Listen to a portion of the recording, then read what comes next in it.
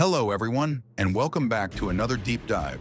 Today we're exploring a military event from the 1960s that still stirs controversy and conspiratorial whispers to this day, the story of the USS Liberty. You may or may not have heard of it. Some call it a tragic accident. Others say it was a deliberate cover-up orchestrated by powerful interests. In this episode, we'll walk through the details, share the major viewpoints, and let you decide what really happened and why.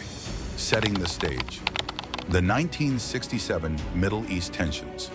It's June 1967. The Middle East is a pressure cooker. Israel is at war with its neighbors, Egypt, Jordan, and Syria, in what would come to be known as the Six-Day War. Meanwhile, the United States is embroiled in the Vietnam conflict across the globe, facing mounting casualties and a rising tide of domestic opposition. President Lyndon B. Johnson, juggling multiple international crises, finds himself in a delicate position. On one hand, the Cold War powers, primarily the United States and the Soviet Union, are keeping close watch on how the Middle East conflict unfolds. On the other, the domestic scene demands some sort of success story, with Vietnam going poorly and the news cycle fixated on the daily death tolls of American servicemen. On June 8th, in the midst of these global tensions, a U.S. Navy vessel called the USS Liberty is stationed in the eastern Mediterranean Sea, off the coast of Egypt. Officially, the Liberty is an intelligence ship outfitted for signals intelligence, SIGINT, intercepting communications and monitoring regional developments. Unofficially, well, there's no shortage of theories. Regardless, she's there in international waters, unarmed except for a few .50 caliber machine guns on deck, effectively defenseless if confronted by modern combat aircraft or missile boats. The attack, a tragedy unfolds. On June 8th, the USS Liberty is attacked by Israeli forces, first by aircraft, then by torpedo boats. Rockets rain down, and some crew members believe napalm or a napalm-like substance is used on deck. Soon a torpedo slams into the hull, creating a massive hole. Officially, 34 American service members are killed and 171 are wounded. Why would Israel, a key U.S. ally, attack an American vessel? Israel's official explanation has long been that it was a tragic case of mistaken identity, thinking the Liberty was an Egyptian ship. Survivors, however, insist the Liberty was clearly marked with a large American flag. Furthermore, some note that life rafts launched from the Liberty were supposedly shot up, an act extremely difficult to justify as mere confusion. I'm alive from the USS Liberty. I served on that ship in 1967 when it was attacked by the Israelis, supposedly by accident, in neutral waters off the Sinai Peninsula. 34 of my crewmen were killed and 171 wounded. It's now 50 years later. I'm still alive, and it's Memorial Day, and I always think about the men who died, and I still see some of the crewmen. We were attacked by Mirage jets. They strafed us and dropped napalm, and there was 4 torpedo boats, Israeli torpedo boats, circling us, and they fired 5 torpedoes total. 1 hit. We had a hole in the side of the ship, 50 feet by 30 feet roughly. We had, for weapons on our ship, 50 caliber machine guns. Could it have been a chaotic error in the fog of war? Or did Israeli pilots and boat crews know exactly what they were targeting? These questions have fueled a half-century of debate. The Israeli government maintains it was an accident. Many USS Liberty survivors reject that account. U.S. intelligence officials at the time were also divided, with some quietly believing it was deliberate, others accepting Israel's explanation. Political chess and captured missiles. Behind the scenes, another secret story unfolds, one less known to the general public. During the Six-Day War, Israel reportedly captured Soviet-built surface-to-air missile systems, likely the SA-2 type, from Egyptian territory. The U.S. was then heavily engaged in Vietnam, where North Vietnamese forces were using similar Soviet-made SAMs to shoot down American aircraft. Access to intact missiles and related manuals could offer vital clues to develop countermeasures. Here's where conspiracy theories gain traction. Some claim Israel shared or gifted these captured missiles to American intelligence around the time of the USS Liberty incident. The rhetorical question is, did this exchange affect the U.S. response? If the White House was furious about the Liberty, but simultaneously desperate for these Soviet missiles to protect American pilots in Vietnam, might that have softened Washington's reaction? Critics of the official narrative suggest a tit-for-tat dynamic.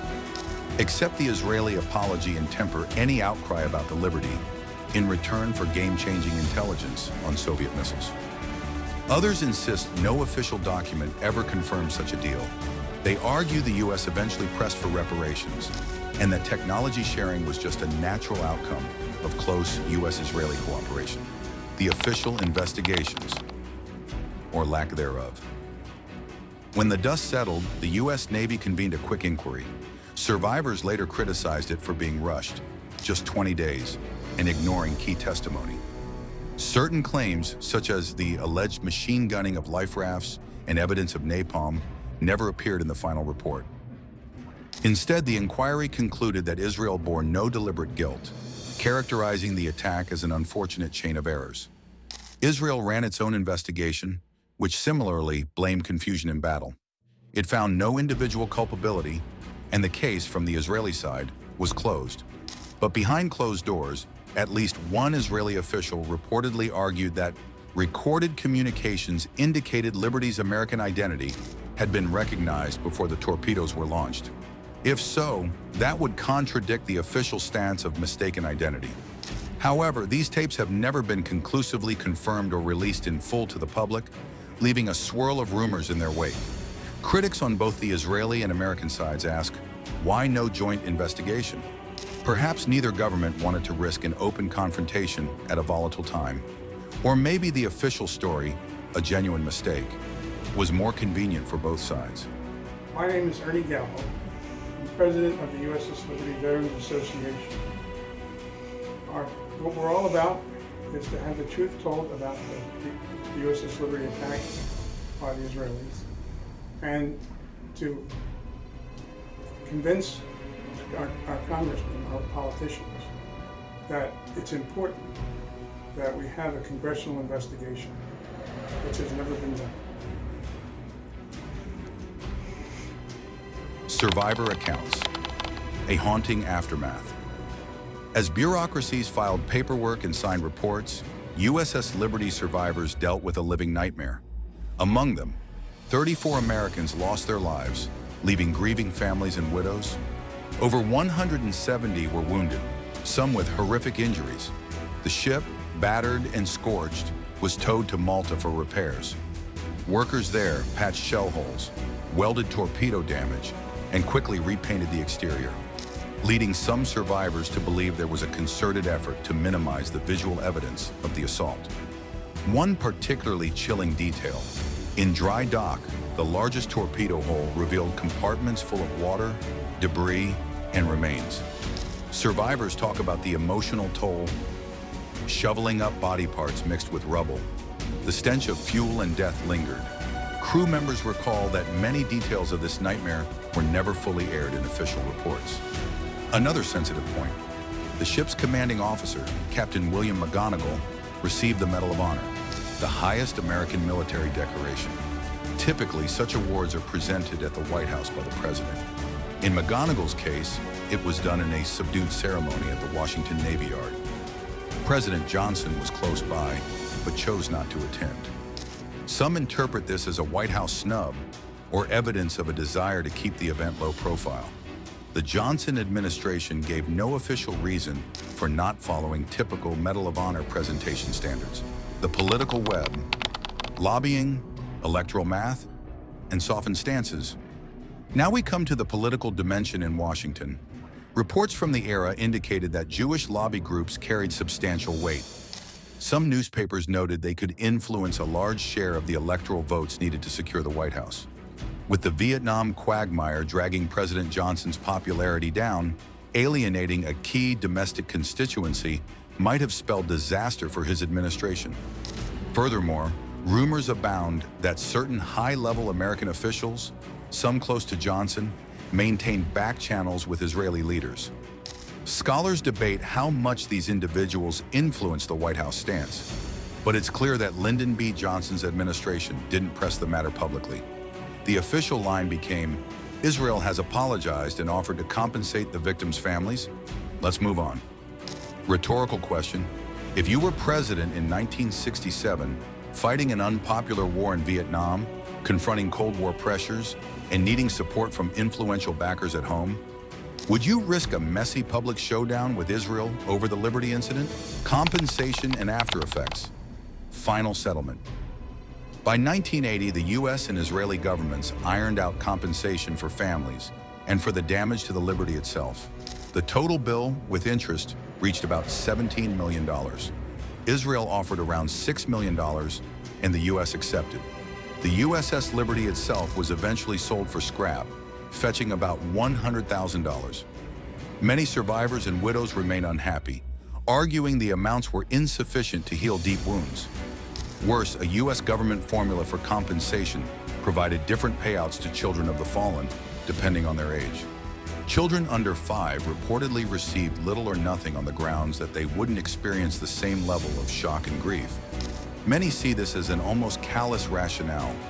Others say it was a product of legal norms at the time. Either way, it left a bitter taste for those who lost family members. Meanwhile, U.S.-Israeli relations only grew stronger. Cold War alliances, shared intelligence, and later military accords cemented a special relationship between the two nations.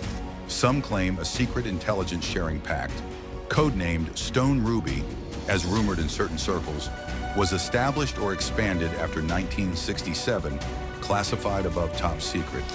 Official records on that remain murky, with no clear documentary proof accessible to the public. Whether you see that as typical hush-hush intelligence policy or something more conspiratorial depends on your viewpoint. Theories, food for thought, and lingering questions. So was the USS Liberty attack an accident or a deliberate strike that was covered up for political gain? Let's outline a few major possibilities. Fog of war, Israel's official stance is that the Liberty was misidentified under chaotic wartime conditions. According to this perspective, advanced reconnaissance and communication errors caused the mistake. Deliberate attack, mutual cover-up survivors, and many critics maintain Israeli pilots must have seen the U.S. flag and recognized the ship. Some suggest that Israeli forces wanted to keep the U.S. from intercepting sensitive info on a planned operation, like the imminent seizure of the Golan Heights, or that the Liberty was simply too close to crucial battlefield secrets. Pragmatic silence. Even if the U.S. believed the attack was deliberate, practical reasons, including receiving captured Soviet missiles, political lobbying, the Vietnam War, and Cold War pressures, might have led Johnson's administration to accept Israel's apology and avoid a public scandal. A confusion of both. A final school of thought suggests it was a messy mix of poor communication, flawed intelligence, and post-attack politicking. Instead of a single sinister plan, it was a fiasco that both sides quickly buried to preserve a strategic alliance. Which do you believe? Could all be partially true? The historical record is notoriously patchy, and official documents remain classified or heavily redacted in both countries. Survivors' legacy and the search for closure. For Liberty's survivors, the matter isn't just a historical puzzle, it's a personal tragedy. They saw their friends and shipmates killed or grievously injured. They endured the ship's incineration of body parts and the hush-hush awarding of medals. Many felt their own government turned its back on them for political expediency. Over the decades, groups of veterans and families have occasionally petitioned for new inquiries. Their attempts have rarely gained traction. Is it fair that these men and their families feel unresolved? Or does realpolitik inevitably trump the demands of justice in major power relations? Governments often argue that reopening old wounds undermines alliances. Others insist truth and accountability are timeless moral imperatives. Conclusion. Letting you decide. In the end, the story of the USS Liberty underscores the murky intersection of war, politics, and moral compromise. The attack happened in the heat of a major conflict, and both Israel and the United States had pressing strategic reasons to keep their alliance intact. Whether you lean toward accident or intent, the lingering questions remain. Did the Liberty's mission threaten Israeli secrecy enough to warrant extreme measures? Did the Johnson administration, desperate for Middle East stability and an intelligence edge in Vietnam, decide that bearing the truth was a lesser evil? Should an official new investigation be launched, even now, to clarify events and honor the survivors? That's the enigma of the USS Liberty. The facts: 34 American dead, 171 wounded, a severely damaged ship, are indisputable.